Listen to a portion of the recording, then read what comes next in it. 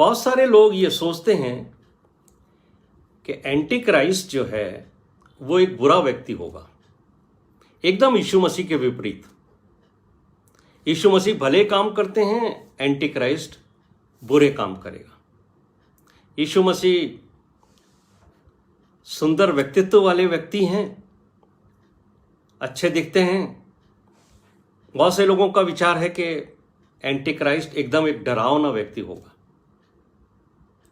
उस इमेज को, जो यीशु मसीह की इमेज है, उससे एकदम विपरीत बताने की और समझने की हम कोशिश करते हैं।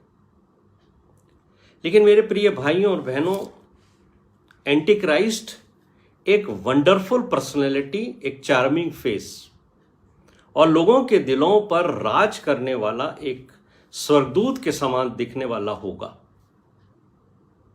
बहुत से लोगों का सोचना है कि वो एक व्यक्ति होगा, बहुत सारे लोगों का सोचना है कि वो एक पॉलिटिकल सिस्टम होगा, और सच ये है कि वो दोनों होगा। यानी वो एक विचारधारा होगा। विचारधारा वो चीज़ होती है जो एक व्यक्ति के जीवन से शुरू होती है और फिर कई लोगों के जीवन को वो प्रभावित करती है। और ये जो विचारधारा है, जो परमेश्वर के जो ओरिजिनल प्लान है परमेश्वर का, जिसके द्वारा परमेश्वर लोगों को, विशेषकर उन पापी मनुष्य को जो परमेश्वर से बिछुड़ गया था, उसको वापस लाने के लिए जो योजना परमेश्वर ने बनाई है, उस योजना को, जिसके को यीशु मसीह के द्वारा उसने पूरी करी है, उस योजना के विपरीत बिल्कुल वो काम करेगा। और हम यहां पर देखते हैं कि एंटी क्राइस्ट उस विचारधारा को आगे बढ़ाएगा जो शैतान के द्वारा पहले से एंटी क्राइस्ट के लिए तैयार की गई है। आज की क्या स्थिति है? ऐसी शिक्षाएं मसीह विश्वासियों के बीच में प्रचारित की जाती हैं जो एकदम यीशु मसीह की शिक्षाओं की तरह लगती हैं सुनने में, पर यदि आप इन शिक्षाओं पर पूरा ध्यान केंद्रित करते हो और बार बार प्रचारकों से आप उस तरह की शिक्षा सुनते रहते हो, तो धीरे धीरे ये शिक्षाएं आपके मस्तिष्क और आपके जीवन को इतना प्रभावित करती हैं कि आपको लगने लगेगा कि ये सच में यीशु मसीह की ही शिक्षाएं हैं, जबकि वास्तव में ये शिक्षाएं यीशु मसीह की नहीं हैं। ये लगती हैं, बिल्कुल सिमिलर लगती हैं, लेकिन ये अगर आप इन शिक्षाओं के अनुसार जीवन व्यतीत करने लगोगे तो ये आपको बिल्कुल विपरीत दिशा में लेके जाएंगी।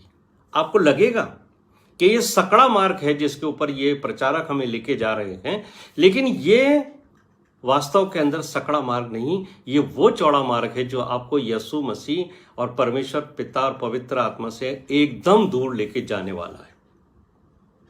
और यही बात है कि जब यूहन्ना ने अपनी पत्री लिखी, पहला यूहन्ना की जो पहली पत्री है, उसके दूसरे अध्याय के 18वें पद में यूहन्ना ये बात स्पष्ट तौर से कहते हैं, उस समय भी ये चर्चा थी कि मसीह का विरोधी आने वाला है और अब अंतिम समय आ गया है। और वो कहते हैं कि जैसा तुमने सुना है कि मसीह का विरोधी आने वाला है, उसके अनुसार अब भी बहुत से मसीह के विरोधी उठ खड़े हुए हैं।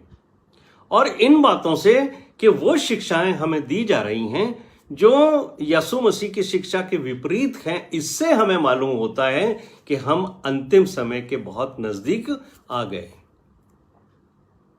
मसीह के विरोधी का मतलब क्या हुआ? This is a spirit which works in humans. ये वो एक आत्मा है जो इंसानों के जीवन में काम करती है, उनको प्रभावित करके।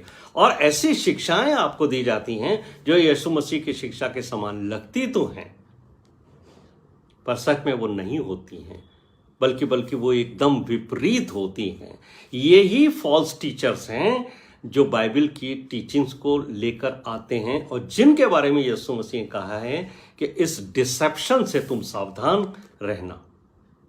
यही हैं वो लोग जो एंटी क्राइस्ट के लिए रास्ता तैयार कर रहे हैं। जैसे यूहन्ना बपतिस्मा देने वाले ने यीशु मसीह के आने से पहले उसके लिए मार्ग तैयार किया, ये वो झूठे शिक्षक हैं जो एंटी क्राइस्ट के आने से पहले उसके लिए मार्ग तैयार कर रहे हैं। उनकी शिक्षाएं उस बात पर आधारित हैं जो यीशु मसीह की शिक्षा के विपरीत हैं।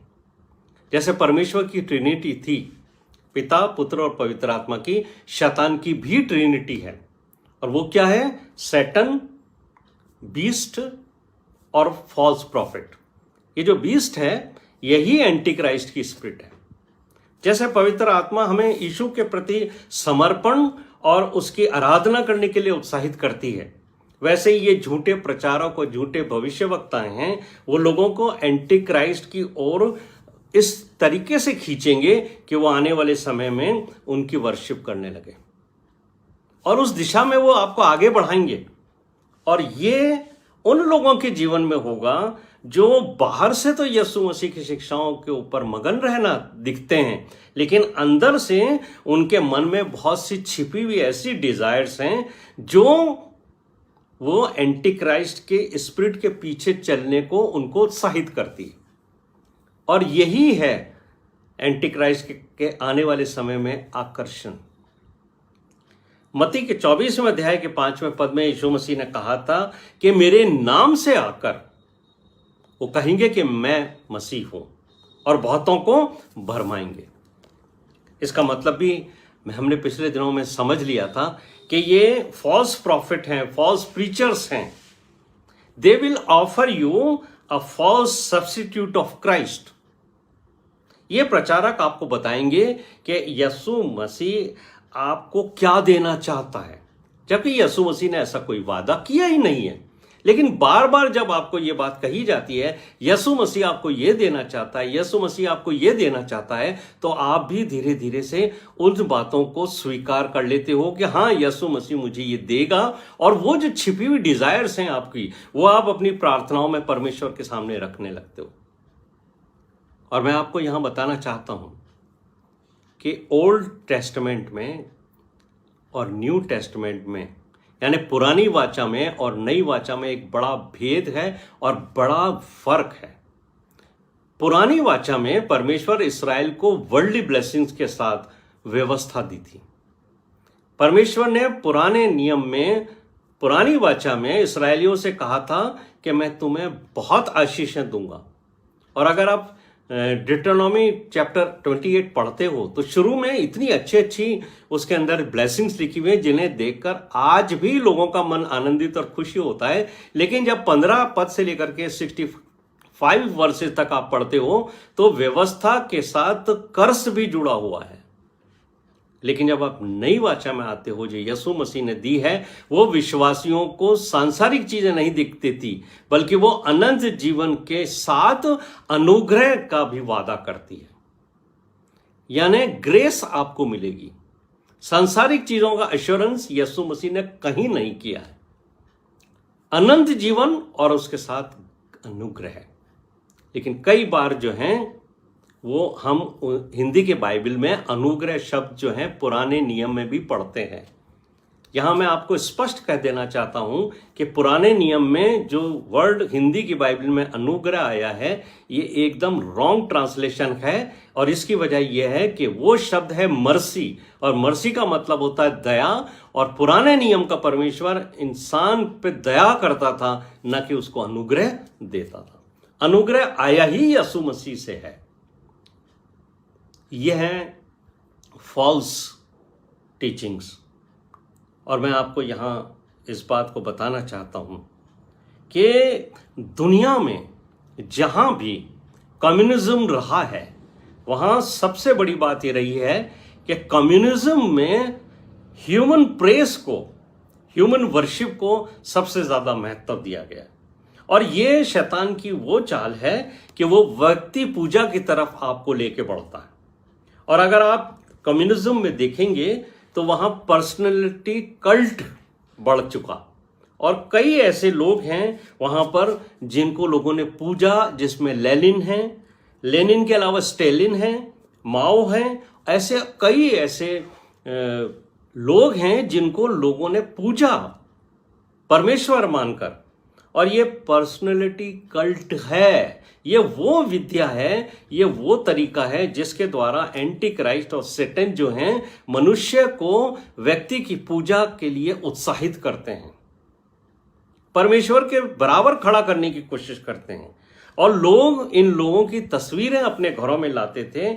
और आज हम इस बात को देखते हैं कि यही जो पर्सनैलिटी कल्ट की शिक्षाएं हैं ये मसीही समाज में भी आ गई हैं कि बहुत सारे लोग जो हैं वो प्रचारकों के प्रति इतना मोह उनका बढ़ गया है कि वो अपने पसंद के प्रचारकों के फोटो कैलेंडर घर में लगाते हैं। और यही पर्सनैलिटी कल्ट है।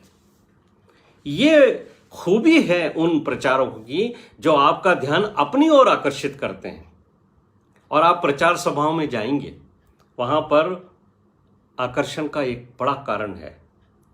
सबसे बड़ी बात तो यह है कि आपको जो बाहर बैनर दिखाई देगा वो दिखाई देगा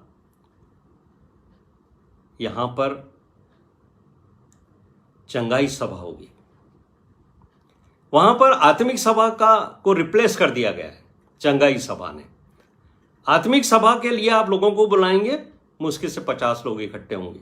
चंगाई सभा के लिए आप आमंत्रित कीजिए, इनविटेशन दीजिए, 500 लोग इकट्ठे हो जाएंगे।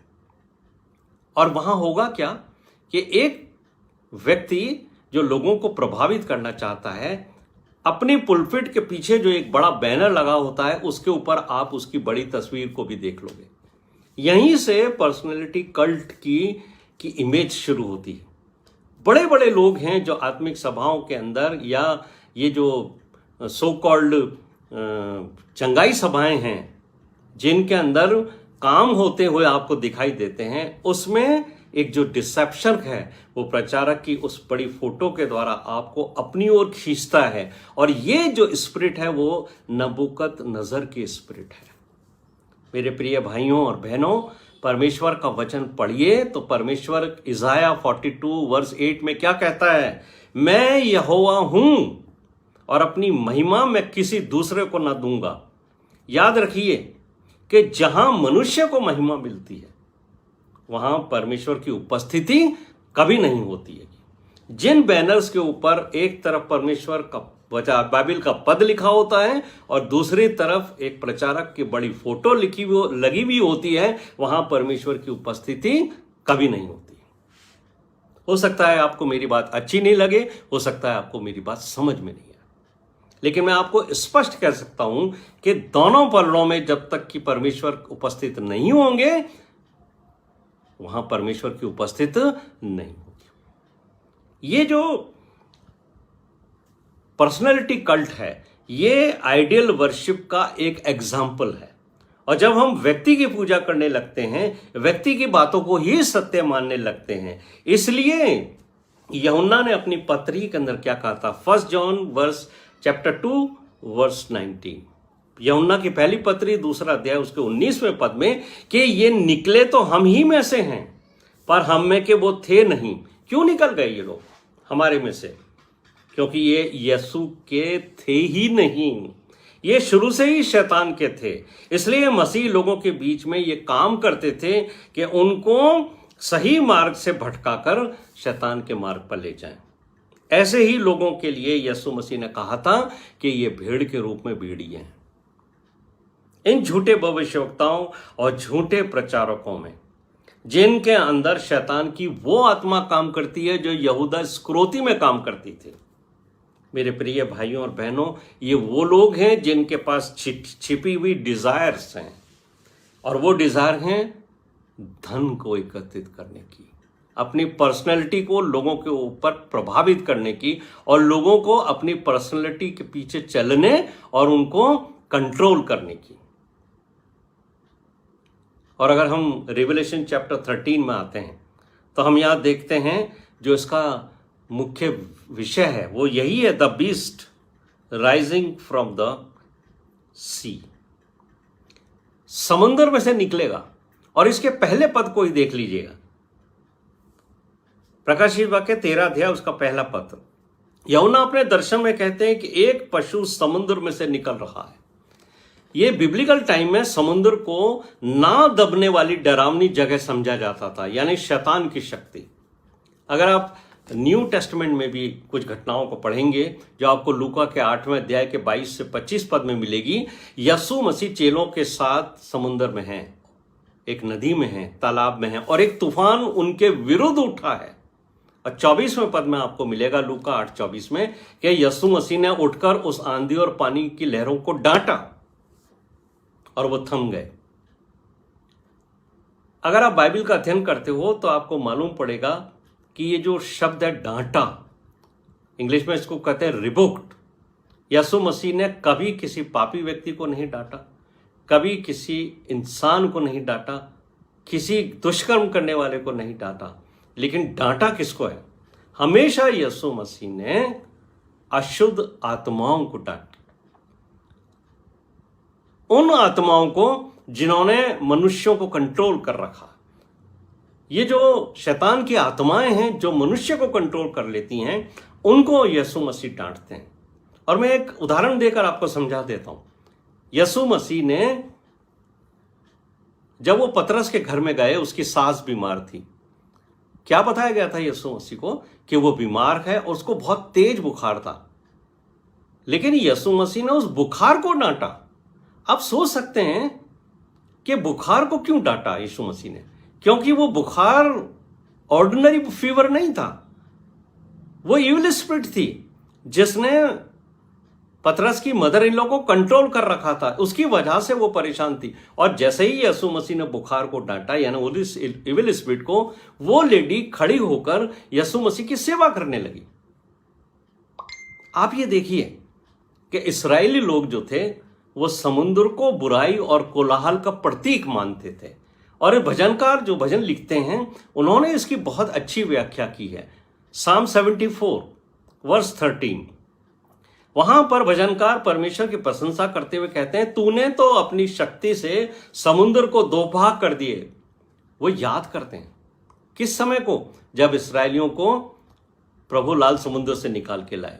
तूने तो जल के मगरमच्छों के सिरों को फोड़ दिया था। ये वो मगरमच्छ हैं जो शैतान की शक्ति को रिप्रेजेंट करते हैं। और देखिए भजन संहिता 89 वर्स 9 के अंदर क्या लिखा है। भजनकार कहते हैं, समुद्र के गर्व को तू ही तोड़ता है। समुद्र का गर्व, प्राइड ऑफ सी, ये है सिंबल ऑफ सैटेनिक पावर। जब इसकी वेव्स, लहरें उठती हैं, तब तू उनको शांत कर देता है, यानी तू उन्हें डांटता है। समुद्र ही वो जगह है जहां से बीस्ट निकलेगा, एंटी क्राइस्ट निकलेगा। और अगर आप प्रकाशित वाक्य 13वां अध्याय का 2 पद पढ़ते हो तो शैतान इस संसार का अधिकार और वैभव उसको देगा। शैतान जो सरपेंट है वो अपनी सामर्थ और अपना सिंहासन और उसका अधिकार एंटी क्राइस्ट को देने वाला है। शैतान यही अधिकार जो संसार के वैभव का था यीशु मसीह को भी देना चाहता था। मत्ती के 4 अध्याय के 8 से 10 पद तक अगर आप पढ़ोगे तो आपको वहां मालूम होगा कि यीशु को सारे संसार का वैभव दिखाकर उसने क्या कहा था, यदि तू गिरकर मुझे प्रणाम करे तो मैं सब कुछ तुझे दूंगा। Revelation chapter 13 verse 3। इस पशु के सिर का एक घाव था। अब यहां से वो बातें शुरू होती हैं जो चमत्कार पर आधारित हैं, मिरेकल्स हैं। और यहां पर हम एक बात को देखते हैं कि शैतान के पास भी चंगा करने की पावर है। और वो घाव जैसे ही अच्छा हुआ, उसने लोगों को अपने चमत्कार और वैभव से अपनी ओर आकर्षित कर लिया। यही है अंतिम समय का कल्ट के चमत्कारों से प्रभावित होकर हम शैतान के पीछे चलने लगते हैं, सोचने लगते हैं कि ये व्यक्ति जो कुछ चमत्कार कर रहा है, ये चंगाई कर रहा है, ये परमेश्वर की आत्मा के द्वारा हो रहा है। जबकि ये सारी चंगाइयां जरूरी नहीं है कि परमेश्वर की आत्मा ही ठीक करे, क्योंकि अंतिम समय में शैतान के पास भी और आज भी शैतान के पास एक इतनी पावर है कि वो चंगाइयां भी दे सकता है। और ये बात यीशु मसीह ने अपने मत्ती के 7वें अध्याय के 21 से 23 पद में कही है कि जब बहुत सारे लोग परमेश्वर के न्याय सिंहासन के सामने खड़े होकर कहेंगे कि हमने तेरे नाम से दुष्ट आत्माओं को तेरे नाम से निकाला, तेरे नाम से हमने बहुत बड़े बड़े काम किए, चंगाई सभाएं करी, लेकिन यीशु मसीह कहेंगे मैं तुम्हें नहीं जानता हूं। कौन है वो लोग जिन्होंने इतने बड़े बड़े पावरफुल काम किए और जिनको यीशु मसीह नहीं जानता। ये वो लोग हैं जिनके अंदर सैटन की स्पिरिट काम करती है। ये वो लोग हैं जो उस स्पिरिट से काम करते हैं जो शैतान के लिए रास्ता निकालती, और ये वो चमत्कार और वैभव से अपनी ओर आकर्षित करने वाला, ताकि लोग उसके पीछे पीछे चलने लगेंगे।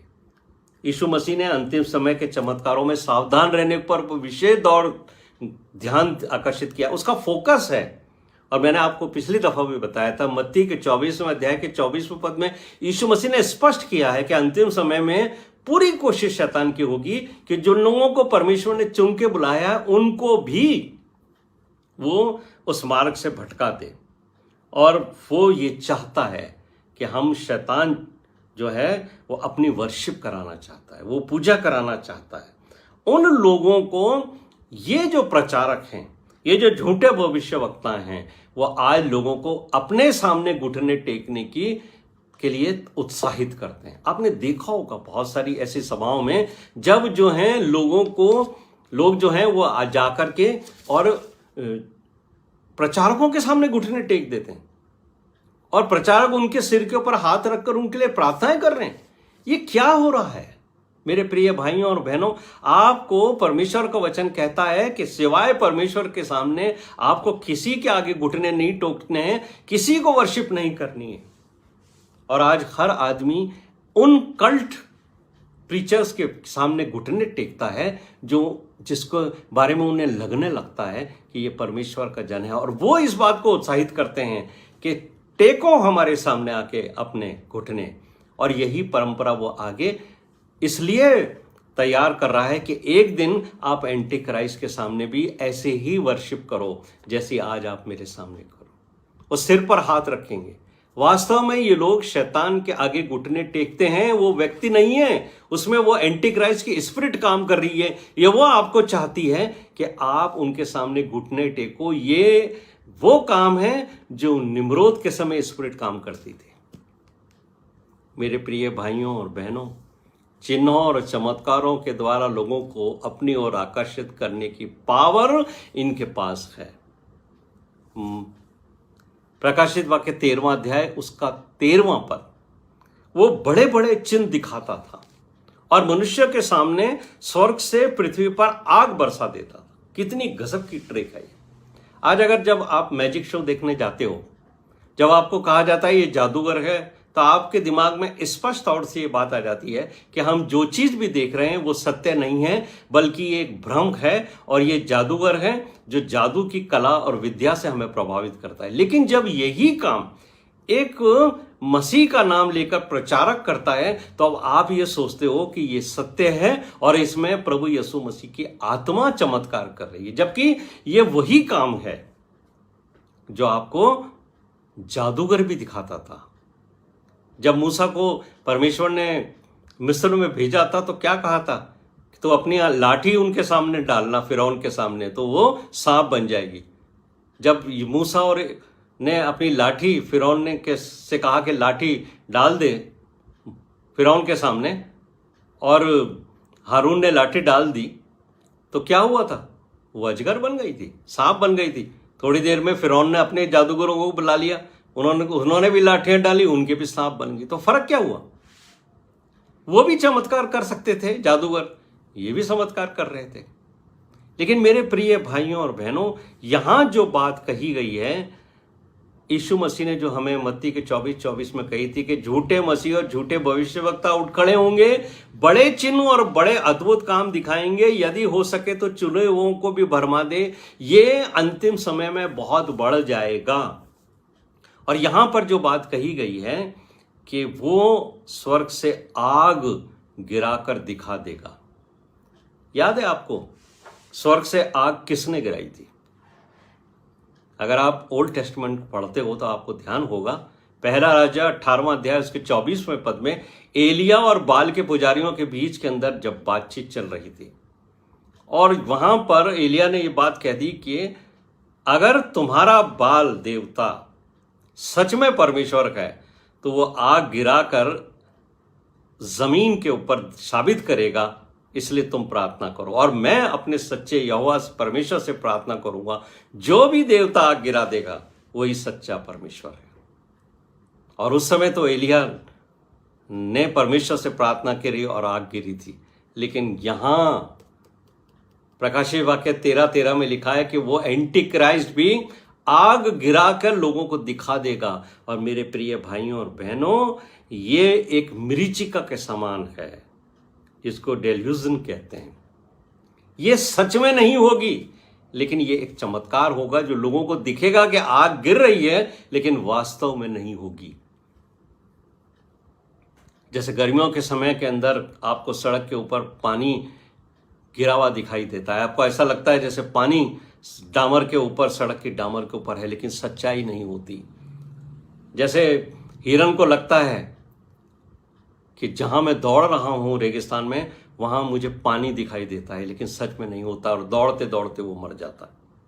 मेरे प्रिय भाइयों और बहनों, 16वें पद में जो रिवलेशन 13 चैप्टर का है, वहां पर लिखा है कि जो उसकी पूजा नहीं करेगा वो उसे मरवा देगा। इतना जब लोग आपको कंट्रोल कर लेते हैं, जब ये स्पिरिट आपको कंट्रोल कर लेगी कि आप उसकी पूजा करने लगो, तब ये जो एंटी क्राइस्ट की जो स्पिरिट है वो इंसान को इस हद तक कंट्रोल करेगी कि जो उसके अगेंस्ट खड़ा होगा उसको वो मरवा देंगे। और आज कम्युनिस्ट कंट्रीज के अंदर और बहुत सारे ऐसे देश हैं जहां पर इस तरीके की कल्ट, पर्सनैलिटी कल्ट खड़े हुए हैं, जिन्होंने लोगों को पहले अपने पीछे आकर्षित किया। जब वो उनके पीछे चलने लगे और अगर उन्होंने उनकी बात नहीं मानी तो फिर उनको वहां मरवा दिया जाता है। ये वो स्पिरिट है जो एंटी क्राइस्ट की है। और इसी चीज का फायदा उठाकर उसने जो बात यहां लिखी है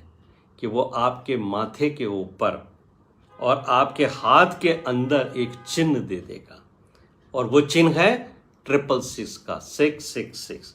और जिसके पास ये चिन्ह नहीं होगा उसको वो लेन देन नहीं करने देगा। यानी जो मनी पावर है वो इन लोगों के पास कंट्रोल में होगी। और ये बात आप समझ लीजिए कि कुछ लोग हैं जो स्पष्ट तौर से खड़े होकर आज भी ये कहते हैं कि हम सैटन को वर्शिप करते हैं, और आज सैटनिक चर्चेस एस्टेब्लिश हो गए हैं। और ये वो लोग हैं जिन्होंने अपने फोरहेड के ऊपर 666 का सिंबल रखा है, एक छाप है उनके सिर के ऊपर। लेकिन कुछ लोग ऐसे हैं जो छिपे तौर पर सैटन की वर्शिप करते हैं, यानी शैतान को और एंटी क्राइस्ट को वो पूजते हैं, उनके भ्रम में हैं और उनकी शिक्षाओं के ऊपर आनंदित और मगन होकर चल रहे हैं। वो कौन लोग हैं? जो सामने तो नहीं आएंगे, लेकिन छिपकर अपने हाथों में ये जो बात लिखी हुई गई है ना, दरअसल ये क्या है, सिंबॉलिक लैंग्वेजेस हैं। ये आजकल आपके सामने बहुत सारी बातें के वीडियो आते हैं कि लोग जो हैं वो चिप आपके हाथ में डाल देंगे, इंसर्ट कर देंगे, आपके फोरहेड के ऊपर जो है वो चिप डाल दी जाएगी। ये सब सिंबॉलिक है। और ये बात स्पष्ट तौर से है जो बाइबल कहती है कि ये जो 666 है, जो मनुष्य के अंदर काम करेगा, जो कुछ लोग तो एकदम खड़े होकर जिनके माथे पे ये चिन्ह होगा, यानी खुले तौर से वो एक्सेप्ट करेंगे कि हम शैतान के फॉलोअर्स हैं। लेकिन कुछ लोग होंगे जो आधे मन से शैतान की तरफ होंगे, आधे मन से यीशु मसीह की तरफ होंगे, जो छिपकर शैतान की पूजा करेंगे। उनके लिए वो ये बात लिखी गई है कि वो अपने हाथ में छिपाकर उस चिप को इंसर्ट करेंगे, क्योंकि रिविलेशन 22वां अध्याय उसके 4 पद में ये बात भी लिखी गई है, परमेश्वर के मेमने के नाम उनके माथों पर लिखा होगा। तो जो यीशु मसीह का मेमना, यीशु मसीह जो मेमना है, उसका नाम लेकर भी उस समय कुछ लोग होंगे जो अपने फोरहेड पर यीशु मसीह के का नाम लिखे हुए रहेंगे। तो दोनों तरह के लोग होंगे। लेकिन वही वाली चीज है कि जो उनके पास पावर होगी, जिसको हम मनी पावर कहते हैं, कि आपको इतना कंट्रोल करेंगे कि आपके पास मनी की शॉर्टेज हो जाएगी।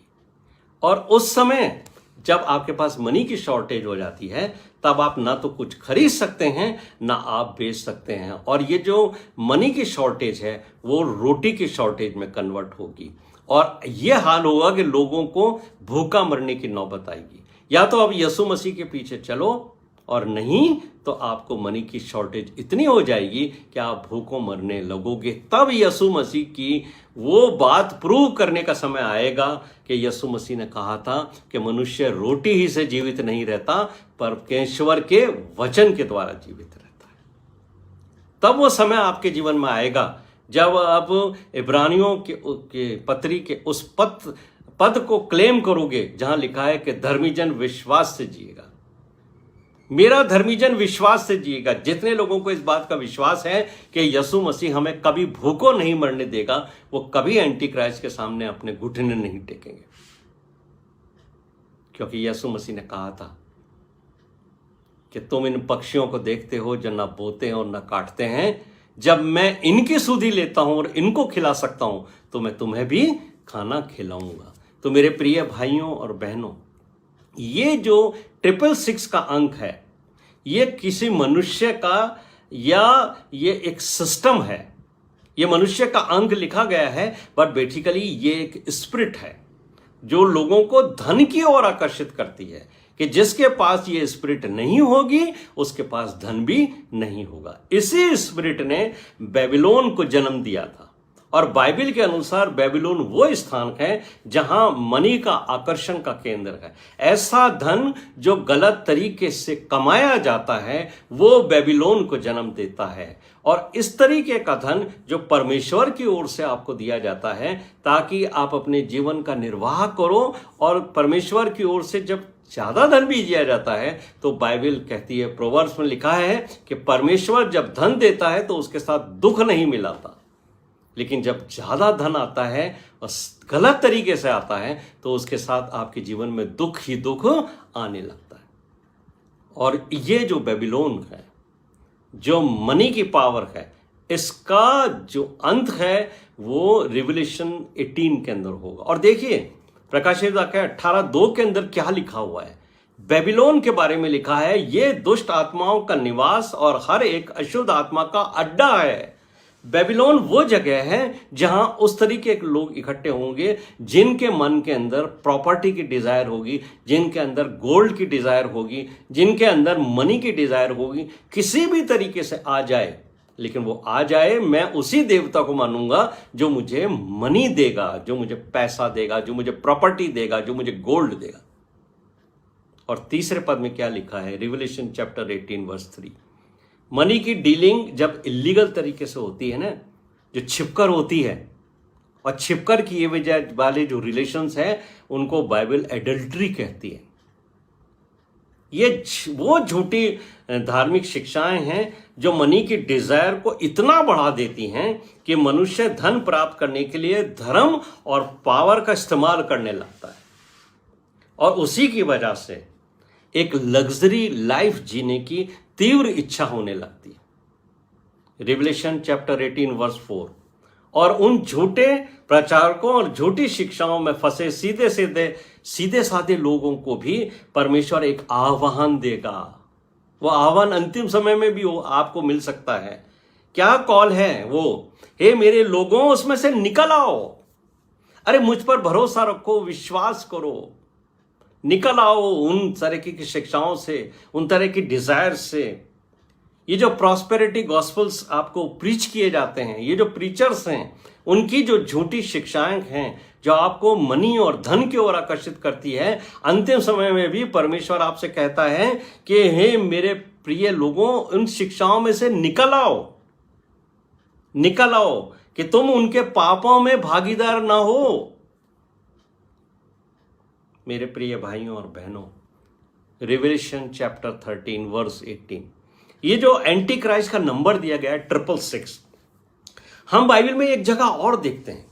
ये 666 अंक एक जगह और आया है, और ये रेफरेंस आपको एंटी क्राइस्ट की स्पिरिट के बारे में समझाएगा, समझने में हमारी सहायता करेगा। अगर आप मेरे साथ निकाल लेते हो डिट्रोनॉमी चैप्टर 17 16 और 17 और 1 किंग चैप्टर 10 वर्स 14, इसमें 666 का जिक्र है। पहला राजा 10वां अध्याय उसका 14वां पद। जो सोना सुलेमान के पास पहुंचता था उसका तौल 666 किक्कार था। राजा सुलेमान के जीवन के बारे में तो आप जानते ही हो ना, कैसे वो परमेश्वर से दूर होकर शैतान की उस आत्मा के कब्जे में चला गया जो स्पिरिट बेबीलोन की स्पिरिट कहलाती है। और इसकी शुरुआत कहां से हुई? चैप्टर आपको 17 में मिलेगा, डिट्रोनॉमी में 17 चैप्टर वर्स 17 और 18 के अंदर परमेश्वर ने राजाओं के लिए कुछ इंस्ट्रक्शंस दिए थे। ये इंस्ट्रक्शन किंग सुलेमान के ऊपर भी लागू होते हैं, क्योंकि सोलोमन ने जो गलती करी वो यहां से शुरू होती है। यहां पर क्या लिखा है? राजाओं को ज्यादा घोड़े रखना, ज्यादा स्त्रियां रखना, वाइफ्स रखना, और ज्यादा सोना रखना परमेश्वर ने मना किया था। ना तो तुम ज्यादा स्त्रियां रखोगे, ना ज्यादा सोना रखोगे, और ना ही ज्यादा घोड़े रखोगे। लेकिन अगर आप राजा सुलेमान के जीवन को ध्यान से समझते हो, दूसरा इतिहास पहला अध्याय उसके 12वें पद में जब हम पढ़ते हैं तो यहां सुलेमान ने परमेश्वर से बुद्धि मांगी थी। तो परमेश्वर ने क्या कहा था उसे कि तुझे मैं बुद्धि और ज्ञान तो तुझे दूंगा ही, पर मैं तुझे धन संपत्ति और ऐश्वर्य भी इतना दूंगा कि ना तो इसके पहले किसी राजा को मैंने दिया है और ना ही इसके बाद तेरे बाद किसी राजा को मैं दूंगा। लेकिन हुआ क्या? जब धन आने लगा चारों तरफ से और लोगों को दिखाने के लिए सुलेमान ने भी वो काम करना शुरू किया जिससे लोग प्रभावित हो जाएं, तो उसने क्या किया? उसने परमेश्वर के भवन को बनाना शुरू किया। और पहला राजा 6 अध्याय उसका 38वां पद, पहला राजा 7वां अध्याय उसका पहला पद, इन दोनों को मिलाकर जब आप पढ़ोगे तब आपको समझ में आएगा कि मैं क्या कहना चाहता हूं। ये स्टडी है मेरी जो मुझे बताती है कि एक तरफ तो सुलेमान राजा ने परमेश्वर का भवन बनाना शुरू किया और दूसरी ओर उसने अपना स्वयं का महल बनाना शुरू किया। यहोवा के भवन को बनाने में 7 वर्ष लगे और उसको अपना भवन बनाने में 13 वर्ष लगे, 13 साल लगे उसको। तो फोकस किस चीज के ऊपर था? परमेश्वर के भवन पर या अपने महल के ऊपर? उसका पूरा फोकस अपने महल पर था। 13 साल लग गए उसको अपना महल बनाने में और 7 साल के अंदर उसने अपना परमेश्वर का भवन कंप्लीट कर दिया। यही आज हो रहा है मेरे प्रिय भाइयों और बहनों। मैं बहुत क्षमा के साथ ये बोलना चाहता हूं, बहुत सारे ऐसे प्रचारक हैं जो परमेश्वर के भवन के नाम से पैसे को एकत्रित करते हैं। इधर परमेश्वर का भवन भी बनता जाता है, उधर वो अपना स्वयं का निवास भी बनाते जाते हैं और ज्यादा धन उधर डाइवर्ट होता है अपने भवन की तरफ।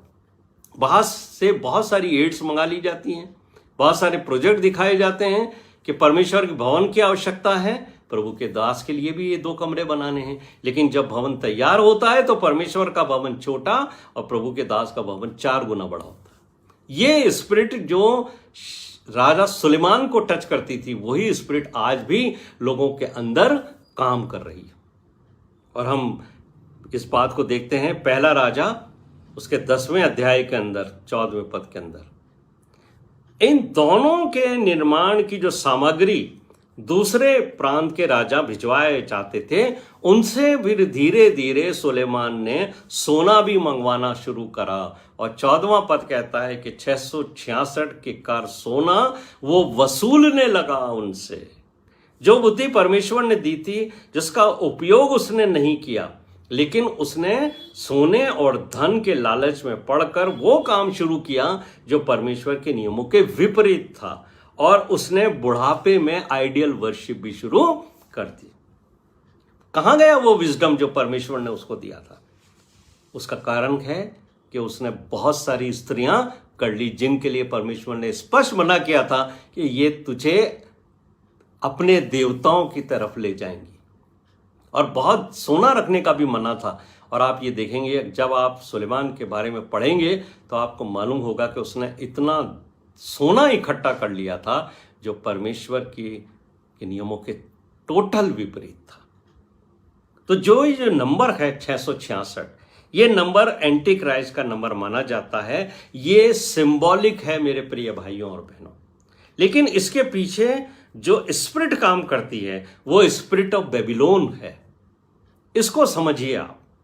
जब एक लीडर की, एक व्यक्ति की धन एकत्रित करने की इतनी तीव्र इच्छा होने लगती है कि वह लोगों को अपने लिए यूज करता है और धन के बल के ऊपर वो अपने चारों तरफ ऐसे लोगों की भीड़ इकट्ठी कर लेता है जो परमेश्वर से ज्यादा धन को महत्व देते हैं और जिनके मन में भी धन और प्रॉपर्टी को प्राप्त करने की इच्छा होती है, ऐसे लोगों की भीड़ उस व्यक्ति के चारों तरफ जमा होने लगती है जिसमें एंटी क्राइस्ट की आत्मा काम करती है।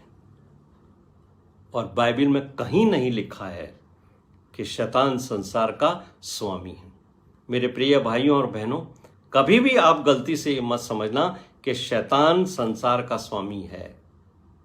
यीशु मसीह ने मत्ती के 6 अध्याय के 24 और 25वें पद में स्पष्ट तौर से कहा है कि 2 स्वामी हैं संसार के, धन और परमेश्वर। और यीशु मसीह ने कहा है धन और परमेश्वर 2 स्वामी हैं, या तो तुम धन से प्रेम रखोगे तो परमेश्वर से बैर रखोगे, और अगर तुम परमेश्वर से प्रेम रखोगे तो तुम धन से बैर रखोगे। और धीरे धीरे संसार के जो लीडर्स हैं, जो सेक्युलर लीडर्स हैं, और हमारे जो चर्च के अगुवे हैं, जो पहले परमेश्वर के भय के अनुसार धन को तुच्छ समझा करते थे, शैतान द्वारा धन के उस आकर्षण में ऐसे फंसते जा रहे हैं कि जो उन्हें परमेश्वर के सत्य मार्ग से दूर ले जा रहा है। ये लोग प्रचार तो यही करते हैं कि धन के लालच से दूर रहना चाहिए, लेकिन स्वयं धीरे धीरे इन्होंने अपने चारों ओर ऐसे लोगों का जमावड़ा कर लिया है जो इन लीडर्स को पूजने लगे हैं और उनके हर कार्य को आंखें मूंद कर सहयोग करते हैं, क्योंकि उनको इन लीडर्स के द्वारा अब लाभ पहुंचता है।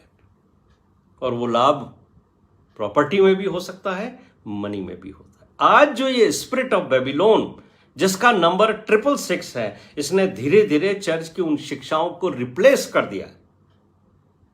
धन पे आधारित शिक्षाओं को इतना बढ़ावा देना शुरू कर दिया है कि आज हर तरफ सिर्फ धन और धन ही की चर्चा होती है। और प्रचारक ये बात कहते हैं कि परमेश्वर आपको धनी बनाना चाहता है, जबकि यीशु मसीह ने कभी नहीं कहा कि मेरे पीछे चलने वालों को मैं धनी बनाऊंगा, बल्कि ये जरूर कहा है कि तुम्हारी सब आवश्यकताओं को मैं पूरा करूंगा, तुम्हारे घर में किसी भली वस्तु की घटी नहीं होगी। इसलिए यीशु मसीह ने कहा था कि जब तुम ऐसे व्यक्ति को मंदिर में कंट्रोल करता हुआ देखो जो केवल और केवल धन की इच्छा रखता है,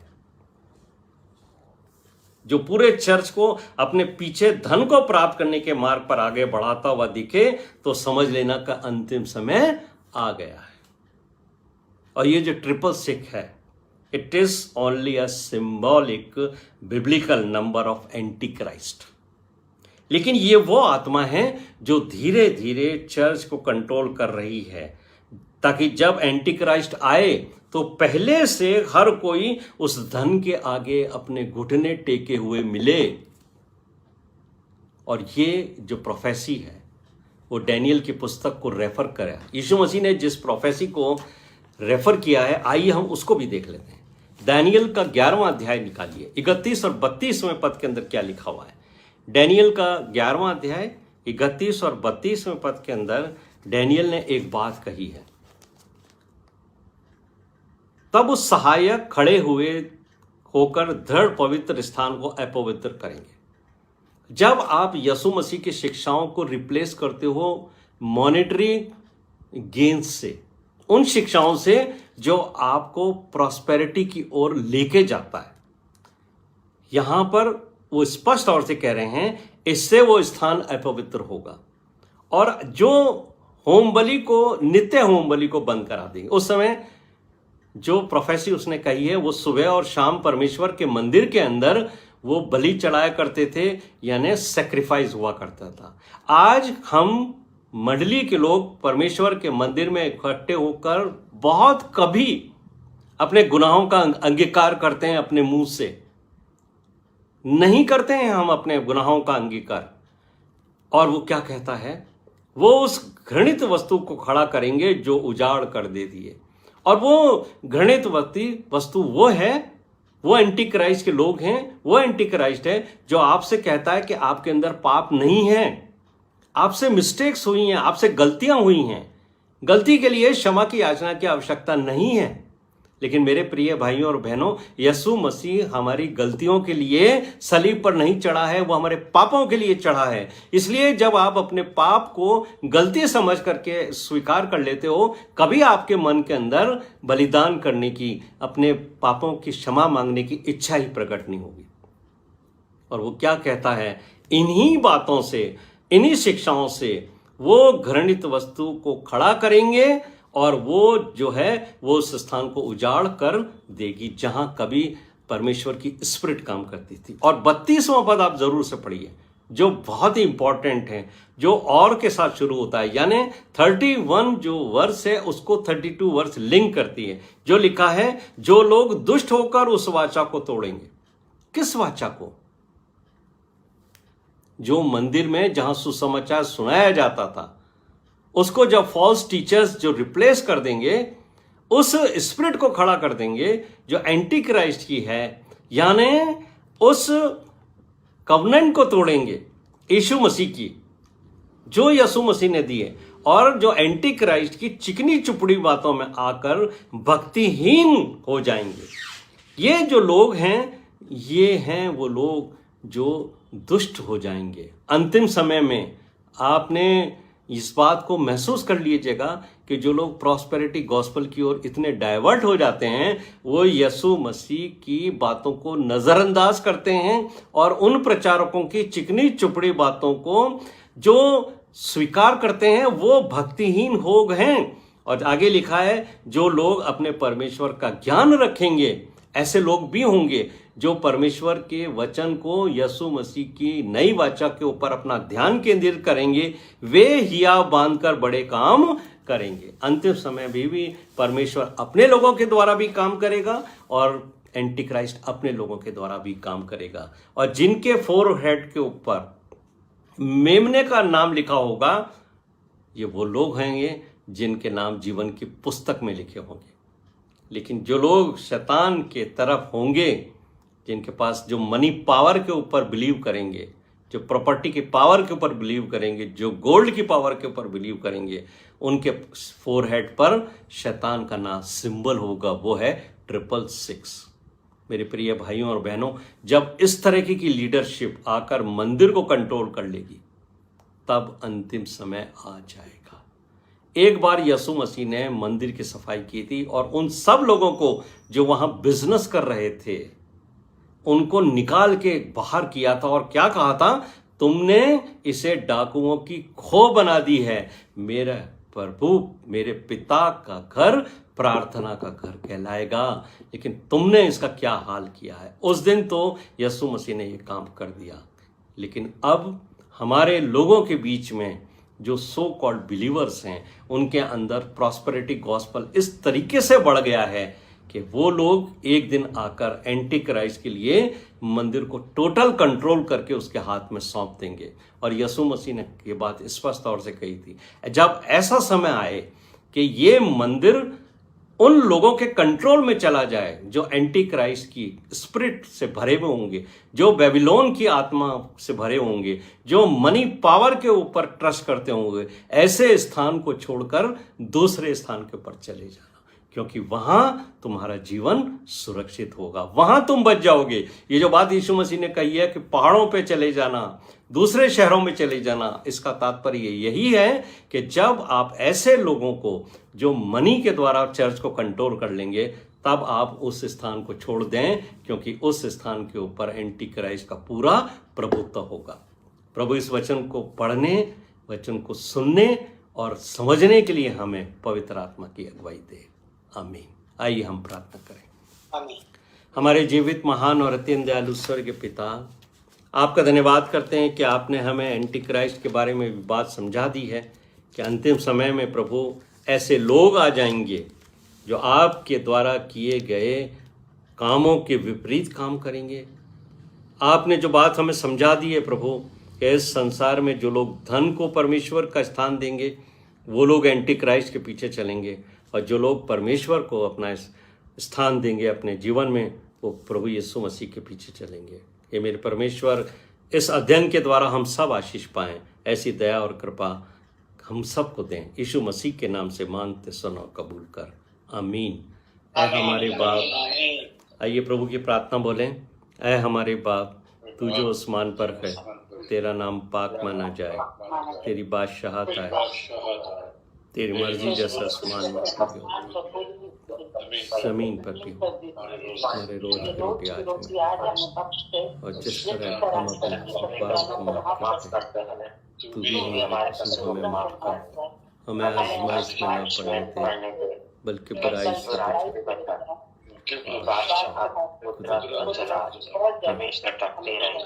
आमीन आमीन। Psalm 23 भी